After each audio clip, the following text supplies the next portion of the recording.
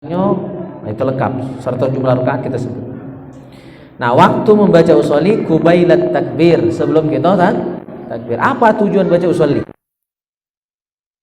Menerangkan dalam kitab Tuhfa, liyusa'idal lisanul qalba, supaya lidah membantu hati waktu takbir nanti memasang niat dalam hati. Itu tujuannya. Jadi sebelum kita masang niat di hati, diucapkan dulu, biar ketika nanti niatnya di hati itu sudah mantap, tidak lagi ragu-ragu, tidak bingung-bingung lagi, tidak mikir sholat apa ini, ya. Jadi tidak keliru. Nah, itu hukumnya wajib menurut mazhab Syafi'i, menyertakan niat dengan takbir. Jadi harus bareng. Lisan mengucap takbir, tangan ngangkat takbir, ngangkat ya tangan, hati kita masang niat. Jadi tiga itu sekaligus. Lisan mengucap takbir, Allahu Akbar, lidah gitu, tangan ngangkat takbir, angkat tangan, ya. Terus dalam hati niat. Nah, itulah cara masang niat yang sesungguhnya. Qasdu ta'arrud harus ada. Baik. Wa khurujan min khilafi man aujabahu wa insyazzah. Nah, menurut mazhab Syafi'i hukumnya sunnah melapaskan niat, tapi ada yang bilang wajib. Jadi kita masih lebih ringan. Ada yang bukan baca usolli, walaupun pendapat ini syadz, pendapat yang aneh, yang nyeleneh, yang di luar pendapat ulama yang mu'tabar. Wa qiyasan ala ma yati fil hajj al mundafi bihi tashni' bi annahu lam yadkan. Nah, dasar hukumnya adalah dikiaskan dengan haji, yang hadis sudah kita bahas kemarin. Ya, Nabi waktu haji umroh melapaskan niat. Waktu apa lagi? Puasa juga melapaskan niat.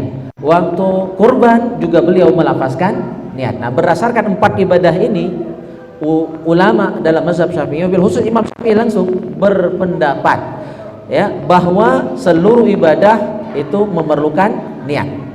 Itu wajib niat. Dan seluruh ibadah lapas niatnya boleh diucapkan sebelum ibadah itu dilaksanakan. Maka sepakat para ulama ya, wabil khusus Imam Syafi'i menyatakan bahwa sunnah hukumnya melapaskan niat, baik itu usolli ataupun nawai itu.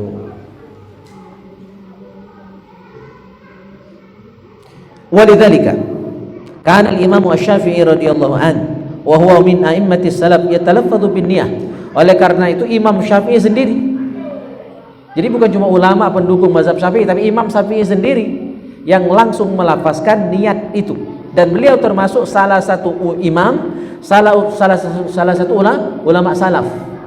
Ya, jadi yang dibilang ulama salaf itu ulama yang hidup pada abad ketiga Hijriah ke atas. Ya, ke sahabat. Berarti tabi'in ke sahabat. Ulama yang hidup pada masa itu namanya ulama salaf. Dan Imam Syafi'i hidup di abad kedua.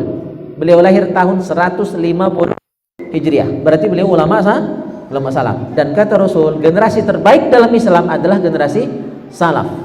Pada masa Nabi, masa sahabat, tabi'in dan tabi'in. Ini sudah dihitung 300. Jadi ulama yang hidup pada masa 300 tahun ini, inilah ulama salaf yang pendapatnya harus kita ikuti. Imam Syafi'i salah satu ulama salaf. Maka kalau ada ulama setelah masa salaf bertentangan dengan pendapat beliau, yang mana yang dipakai? Ulama salaf yang kita ambil.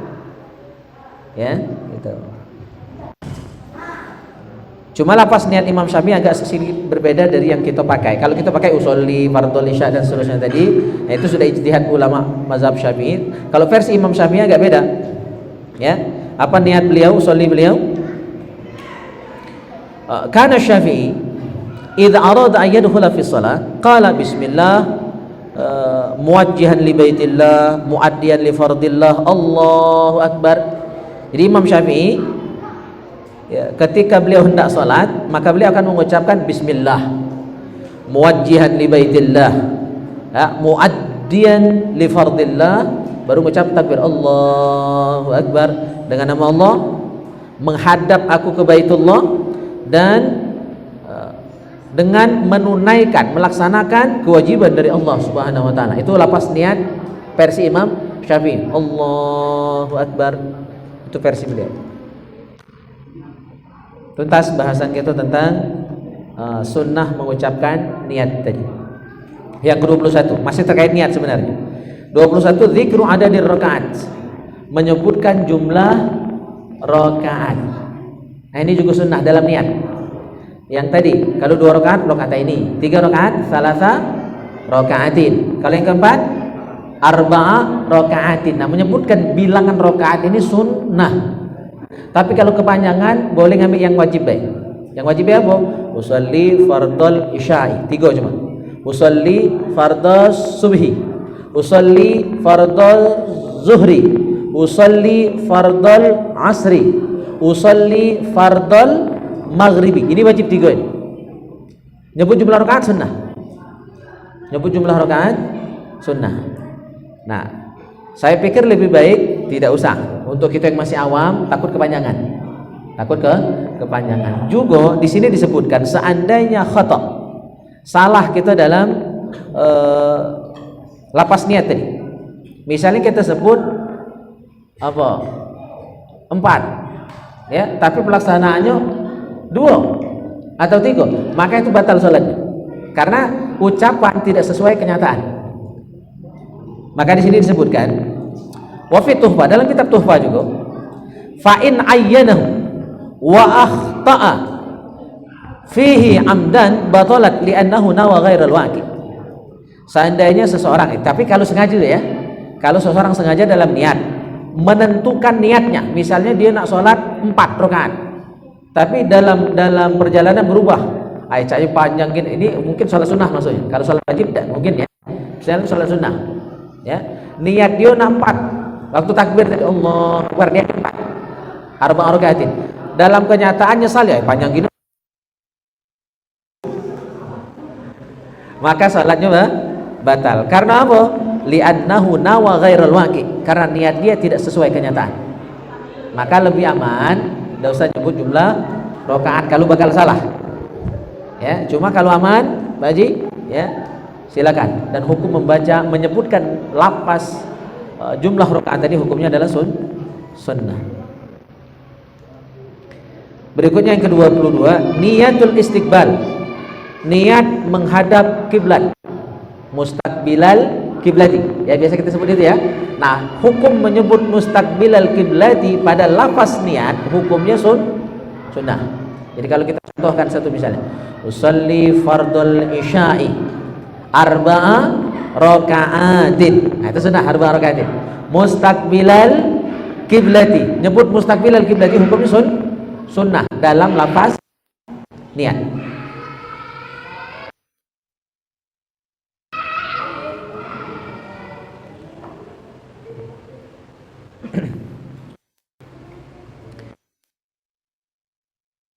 Fatu ilallah ta'ala, menyandarkan solat kita dan ibadah kita itu hanya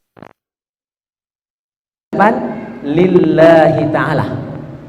Usalli fardal isya'i arba'a raka'atin mustaqbilal kiblati lillahi ta'ala, lillahi ta'ala. Nah, nyebut kalimat lillahi ta'ala hukumnya sunnah.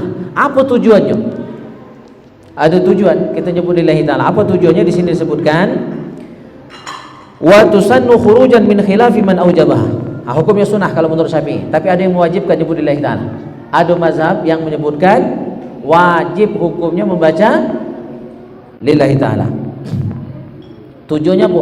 Liyatahaqqaqa ma'nal ikhlas. Liyatahaqqaqa ma'nal ikhlas. Itu tujuan kita mengucap lillahi ta'ala, supaya betul-betul terwujud keikhlasan.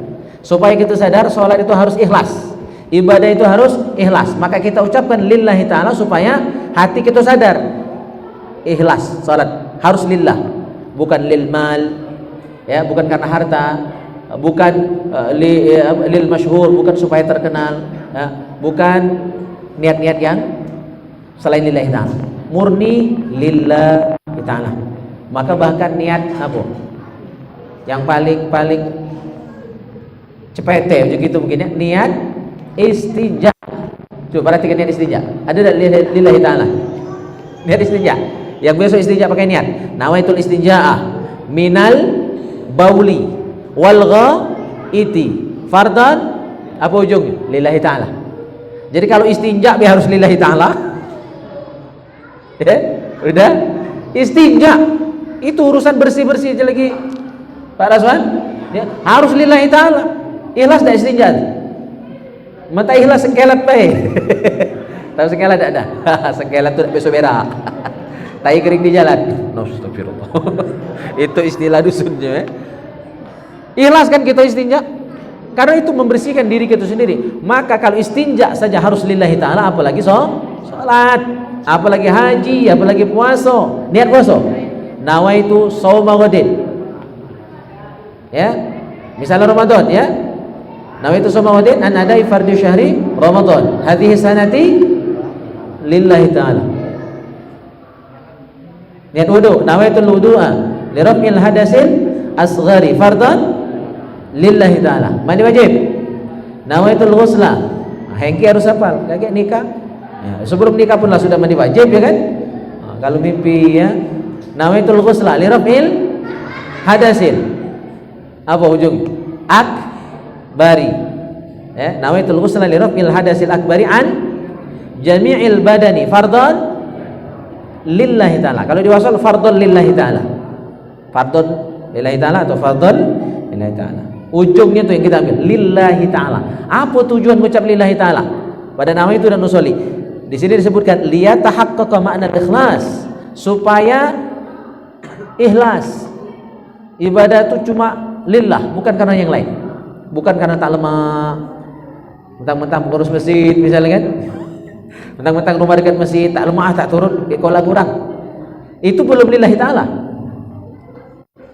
Atau kondangan misalnya, tak lemah tetangga pun tak datang, kayak dia tak datang pula kita buat acara misalnya, itu tidak ikhlas. Ikhlas itu pokoknya memang betul-betul murni, ingin menjalin persaudaraan, ingin menjalin silaturahim, maka kita datang, ya, itu ikhlas. Kalau tak lemak belum ikhlas.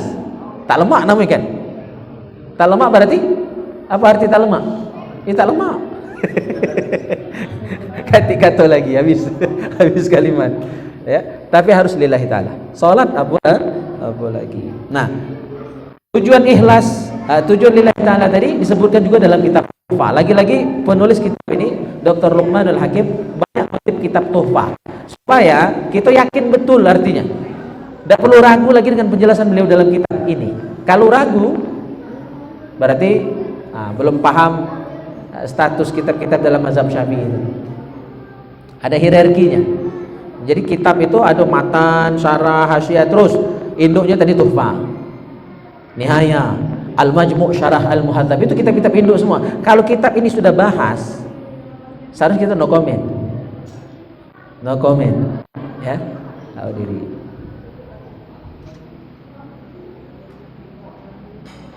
Oke, berikutnya dalam niat masih yang ke-24 sunnah dalam salat adalah zikrul ada awil qada, menyebutkan adaan atau qadaan. Nah, hukum menyebutkan adaan pada salat adaan, hukum menyebutkan qadaan sunnah.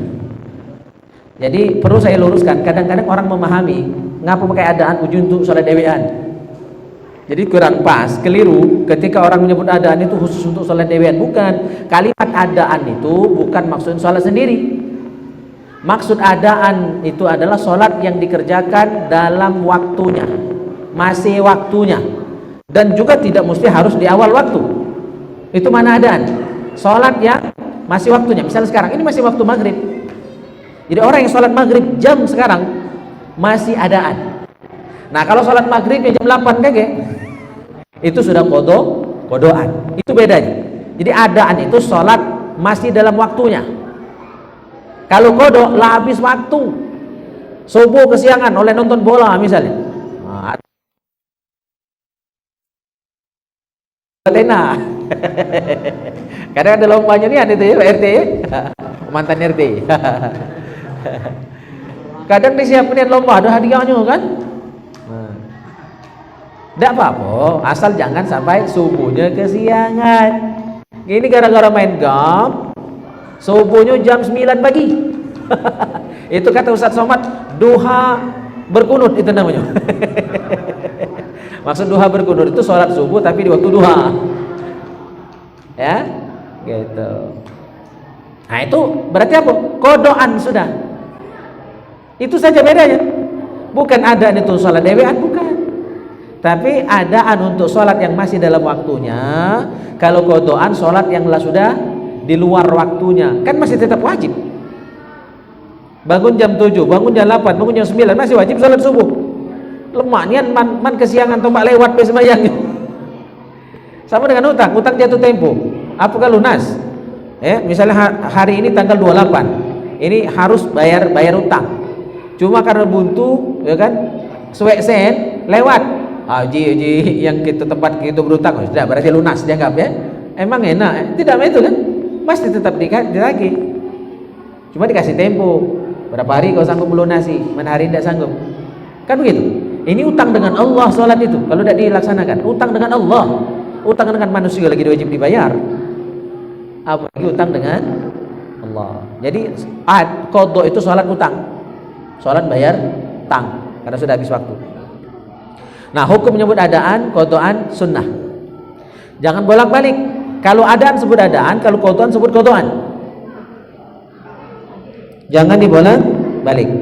Kalau dibolak-balik, misalnya sengaja, nanti sholat sah. Kita sebut qadhaan, padahal masih adaan, maka batal, sholat tidak sah. Walaupun hukum baca adaan itu sunnah, karena itu namanya tala'ubul hukum, mempermainkan hukum. Jadi kalau adaan sebut adaan, qadhaan sebut qadhaan, sesuai dengan tempatnya masing-masing. Kecuali cuaca mendung, jadi kita tidak tahu jam. Tapi itu kalau tinggal di hutan. Kalau sekarang ini walaupun hujan kan kita tahu ada jam, ada HP ya enggak? Ada suara azan dari masjid. Kecuali seluruh teknologi lemah tiga loh. Kita tidak tahu jam sholat. Kita kira atau kita ragu-ragu nih. Apa masih waktunya? Apa habis? Nah, dalam kondisi itu boleh kita pakai lapas niat apapun. Sah pakai adaan, sah pakai qadhaan. Karena waktunya meragukan. Khusus waktu itu saja. Tapi kalau masih jelas waktunya masih adaan, harus adaan. Atau daripada ragu-ragu, tidak usah pakai. Jelas ya? Kalau ragu-ragu tidak usah pakai adaan atau qadhaan. Dari pakai supaya dapat pahala sunnah, begitu ya. Jadi hukum ini banyak. Dan kok tergantung apa? Kondisi-kondisi tertentu. Masih masalah niat. Terakhir untuk malam ini, niatul imamah minal imam li ghairil jumu'ah wal mu'adah wal mandhurah jama'atan wal muqaddamah fil matar haitsu tajibu fihinna. Niat menjadi imam hukumnya sunnah. Jadi imam berniat jadi imam itu sunnah. Imam lillahi ta'ala, misalnya begitu ya. Nah, hukum menyebut imamah atau niat jadi imam hukumnya sunnah. Tapi niat jadi makmum wajib, beda. Paham ya? Niat jadi imam sunnah. Niat jadi makmum wajib. Kalau makmum tidak niat jadi makmum tak sah. Nah, ini yang mungkin jangan kita perhatikan. Hati-hati ya. Makmum niat jadi makmum wajib. Imam niat jadi imam sunnah. Artinya jika imam tidak berniat jadi imam, sholatnya tetap sah, sholat makmumnya tetap sah. Hanya saja sang imam itu rugi. Walaupun dia sah jadi imam, karena tidak berniat jadi imam, sholatnya sah tapi dihitung sebagai sholat sendirian. Kan rugi. Lah jadi imam tidak dapat pahala jamaah. Nah, maka supaya sholatnya sah, dapat pahala jamaah, imam berniat jadi imam. Tapi makmum wajib. Sholat apapun jadi makmum wajib berniat jadi makmum. Nah, khusus imam sunnah. Ini pada sholat apa? Sholat wajib 5 waktu selain sholat Jumat. Untuk imam. Untuk sholat Jumat, imam wajib berniat jadi imam. Nah, ini harap perhatikan. Pengurus masjid ya, pilih-pilih imam khatib yang memang betul-betul paham hukum. Ya, kalau tidak paham hukum bahaya. Kalau imam sholat Jumat, tidak berniat jadi imam, katanya niat untuk jadi imam, takbir baik. Apalagi tidak ngerti muqaranah, nauzubillah. Jadi imam sholat Jumat tidak nyebut niat jadi imam saja, sholat Jumatnya tidak sah. Ngapa? Hukum sholat Jumat ya, berjamaahnya, kalau sholat Jumatnya jelas fardu ya, fardu. Nah, hukum berjamaah pada sholat Jumat fardu ain. Sholat selain Jumat paling tinggi fardu kifayah. Ada yang bilang sunnah, ada yang bilang fardu ain, tapi itu sedikit. Tapi untuk sholat Jumat hukum berjamaahnya fardu ain, wajib masing-masing, tidak boleh diwakili. Oleh karena itu niat menjadi imam wajib pada sholat Jumat. Kalau imam tidak niat jadi imam pada sholat Jumat, khusus sholat Jumat, maka sholat Jumat hari itu tidak sah. Kalau selain Jumat sah tapi tidak dapat pahala jamaah, imamnya baik. Nah ini bahaya, khusus sholat Jumat, hati-hati nih. Imamnya wajib berniat jadi imam. Nah mana kita yang selama ini sholat Jumat, imam makmum, ilmu inilah sampai belum? Ini bukan perkara CPT, berat tanggung jawab jadi imam itu. Maka kalau nak nganti aku di alamir lajulah. Ya. Tapi sampai di situ dulu bahasan kita malam hari ini. Silakan kalau ada yang nak ditanyakan. Ada pertanyaan. Ya. Masih ada waktu? Oke, masih ada. Ada pertanyaan. Hamba Allah. Saya bertanya, apakah sah sholat seorang imam saat salam terakhir bergerak berbarengan dengan assalamualaikum, dan bagaimana nasib makmumnya? Oke. Ini nak hati-hati juga, karena salah satu syarat sah sholat adalah menghadap kiblat. Ya, menghadap kiblat. Nah, dan yang namanya syarat itu adalah sesuatu yang harus ada dalam sholat dari awal sampai akhir. Itu namanya syarat. Jadi tidak boleh batal syarat itu sampai selesai sholat. Selesai sholat itu adalah selesai salam yang ke kanan. Akhir dari sholat itu adalah salam yang pertama, salam yang kanan. Maka posisi badan kita tetap wajib menghadap kiblat, tidak boleh geser sebelum salam tuntas. Salam itu sudah tuntas, minimal assalamualaikum. Itu salam yang minimal. Artinya kalau sudah assalamualaikum, badan kita, dada kita nak miring dikit ke arah kanan, itu boleh. Tapi kalau baru dada milok ngelek, batal sholatnya. Karena apa? Hilang syarat, yaitu syarat menghadap kiblat. Sama cak wudu. Wudu itu kan syarat sah sholat. Maka wudu itu harus tetap ada. Artinya tidak batal selama kita sholat sampai selesai salam yang pertama. Nah kalau sudah assalamualaikum warahmatullah baru tekan tut, sholat sah. Tapi kalau baru bawa bunyi belum, pus, ini kan batal sholatnya. Pocok bawa pus, apalagi bud, nah tambah batal itu. Jelas ya? Bud, nah batal. Kalau sudah assalamualaikum, itu kan minimal salam ya. Assalamualaikum itu sudah sah salatnya. Nah, baru sudah assalamualaikum, udah nyebut kum, bud, tidak apa-apa. Kalau habis tidak tahan nian itu kan, sah. Jadi hati-hati. Posisi dada ini tetap wajib menghadap kiblat sampai salam yang pertama tuntas. Maka nak hati-hati, ihtiyatan, sebagai langkah kehati-hatian kita. Kalau salam itu sahkan dulu salamnya baru noleh. Assalamualaikum, baru noleh warahmatullah. Assalamualaikum, masih di depan muka gitu, warahmatullah. Dan yang noleh itu cuma kepala, jangan kaki milu noleh. Kaki milu noleh mana nih? Mutar badan. Dada milu noleh, geser dikit nah ini udah geser dari arah kiblat, batal sholat. Maka saya khawatir ini kadang-kadang imam pakai itu apa, mic betiang itu, Raswan. Itu saya khawatir itu. Jangan-jangan demi menghindari mic yang pakai tiang tadi, imam geser dikit, dada miring dari arah kiblat, sholat batal. Sholat batal. Hati-hati. Jadi lemaklah pakai mic gantung daripada mic betiang itu. Kalau jarak terlalu dekat, jarak seperti ini misalnya. Kalau sujud nomor kan? Ya dah.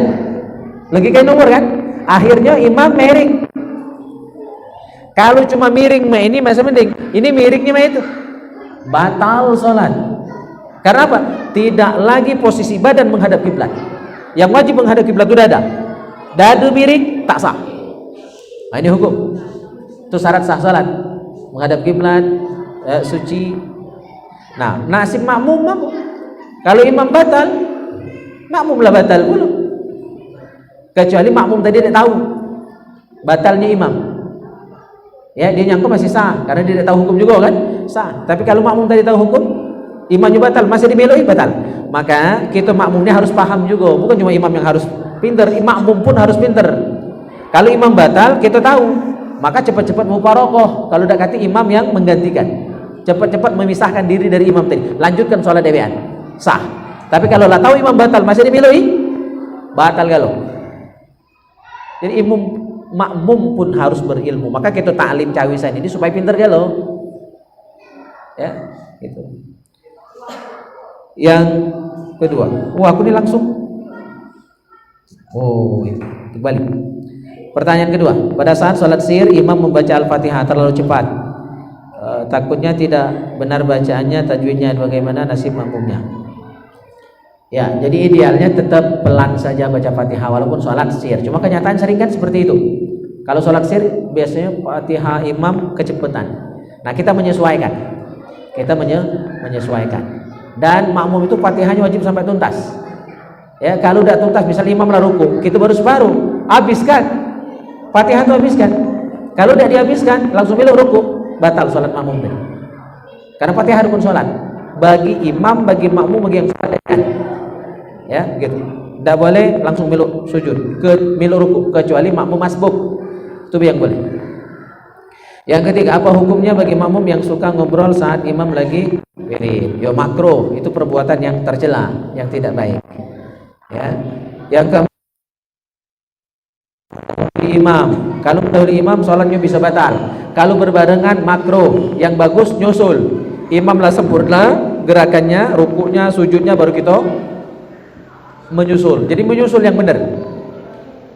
Mendahului batal, berbarengan makruh, yang benar nyusul. Imamlah takbir, baru kita takbir. Imamlah ruku, baru kita ruku. Imam i'tidal, baru kita i'tidal. Imam sujud, baru kita sujud. Imamlah sudah salam kanan dan kiri, baru kita salam yang pertama. Ya, itu. Oke, selesai, sudah dijawab semua. Masih ada waktu? Cukup? Ya. Ya, Ustaz Amril. Ini kalau dulu kan ini, misalnya ini terus sampai ini, gitu ini pakai mic itu misal, atau mic yang tadi dipegang ini imam, mana sah kira-kira. Kita kan supaya jemaah itu benar ya. Nah, jadi karena mic tadi mungkin rusak, kita mungkin ini, bukan. Begini. Ya. Itu makruh. Karena juga tidak ada, apalagi masjid kita kecil, itu tidak mendesak imam pakai mic itu kalau masih kedengaran. Ya. Dan solusinya kalau misalnya mati lampu udah ada mic misalnya, maka bisa ngangkat mubaligh. Ada seorang mubaligh yang mengeraskan suara takbirnya imam itu. Jadi ada mubaligh. Kalau seperti ini ya, sholatnya itu bukan lagi aqimis sholata li zikri, bukan lagi ingat Allah, sibuk megang mic, khusyuknya sudah dipertanyakan. Ya, jadi lebih baik tidak, lemahlah pakai mic daripada megang model ini. Ya,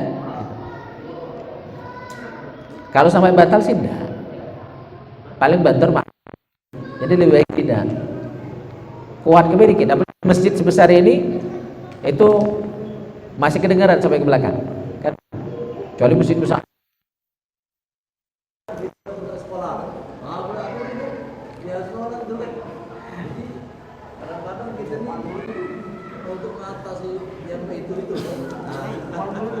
Kalau kita di masjid kan jemaahnya ya kalau ngerti namanya mudah kan. Ya, ada solusi lain. Misalnya ada guru yang awas, ya kan? Jadi gurunya nyusul. Sama kayak di Masjidil Haram itu kan ada laskar, ada Pol PP sebenarnya, Pol PP polisi syariah, ya kan? Dia imam sholat, dia nyago, begitu. Bisa dibuat sistem seperti itu. Dia nanti jamaahnya sholat gelombang kedua, kan boleh. Yang tidak boleh gelombang kedua itu sholat Jumat, hanya ada satu gelombang. Dasar sholat Jumat gelombang kedua. Tapi untuk sholat selain sholat Jumat boleh dibuat gelombang pertama, kedua, gitu. Kalau memang dibutuhkan. Dan itu kan darurat. Termasuk darurat itu, budak ribut tak bisa diatur itu ya, itu darurat. Jadi harus ada guru yang ngawasi dulu. Saya juga dulu pernah ngajar di SMA Muhammadiyah 2 Palembang, tahu deh budak SMA. Di situ banyak yang dari daerah Texas bolo ya kan? Dari situ. Jadi biasa, guru lain tidak bisa marah aku. Biasa marah ya. Lantas nurut. Terus kami ketika sholat berjamaah itu ada guru yang ngawasi dulu. Cara budak SMA dibuat cara pesantren, mana galak deh kan? Jadi pasti ribut. Tapi alhamdulillah lama-lama kan diatur. Ya, tadi Pak Haji, ya. Ini Pak Ustaz, kan tadi sudah dijelaskan tentang nafas ya. Nafas sebaiknya wajib maupun sholat sunnah kan. Itu kalau yang dalam waktunya masih di waktu tertentu seperti sholat isya, sholat maghrib itu ada. Ya. Tapi pada waktu di luar itu kodoan. Ya. Nah kodoan itu apa yang dijelaskan oleh Ustaz tadi, misalnya sholat subuh. Ya. Kemudian misalnya kesiangan. Ya. Kemudian nah tiba-tiba dia sholat subuh dengan kodokan. Heeh. Nah, besar.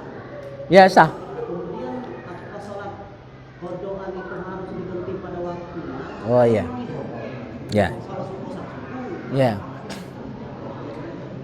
Mengkodok sholat itu tidak mesti sesuai waktunya. Kata Rasul, fal yusalliha idza dzakaraha. Nah, Rasul menyebutkan hadisnya riwayat Imam Muslim. Fal yusalliha idza dzakaraha. Mengkodok sholat itu adalah ketika teringat dia meninggalkan sholat itu. Aku tadi tidak sholat subuh. Saat terkenang langsung bayar, langsung lunasi. Nah, kalau yang bertahun-tahun, nah itu kan berat tuh. Setahun lagi berat. Apalagi bertahun-tahun meninggalkan sembahyang, itu semua wajib diqadha. Nah, kalau yang banyak seperti itu boleh sesuai waktunya. Misalnya setahun tinggal ke sholat maghrib, nah, qadha ibe sepanjang maghrib itu sambil nunggu isya maghrib. Kaki sudah isya, qadha isya. Kaki sudah subuh, qadha subuh. Boleh mengqadha subuh walaupun sudah subuh. Yang dilarang sholat sudah subuh itu adalah sholat sunnah mutlak atau sholat ba'diyah, dekati ba'diyah subuh. Tapi mengqadha subuh yang lalu boleh walaupun pada waktu terlarang. Jelas ya? Gitu. Jadi waktunya bebas, kapanpun. Fal yusalliha idza dzakaraha. Itu hadis Rasul riwayat Imam Muslim. Ya. Al-Fatihah. Jadi kalau tak ada itu sholat Al-Fatihah ini tidak dibenci orang.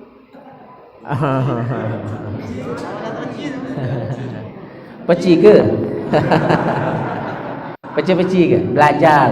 Jadi begini, orang yang sholatnya masih tahap belajar, Al-Qurannya masih tahap belajar, dia sah. Itu kan hanya itu sebatas kemampuan dia. Maka ibadah itu sesuai kemampuan, sah itu ukuran dia. Nah, itu yang harus di atas kemampuan makmumnya. Kalau misalnya kemampuan imam dan makmum rato, sah. Yang bahaya itu kalau makmumnya lebih tinggi dari kemampuan imamnya. Ya, itu yang jadi masalah. Makanya biar ibadah kita itu sah walaupun banyak salah, belajar terus. Karena kesalahan orang yang sedang belajar dimaklumi. Wajar masih belajar. Itu yang salah nian itu mutlak salah. La salah tak belajar. Nah, itu mutlak salah. Ya. Jadi beda, kesalahan orang yang masih belajar dimaklumi. Ini proses panjang.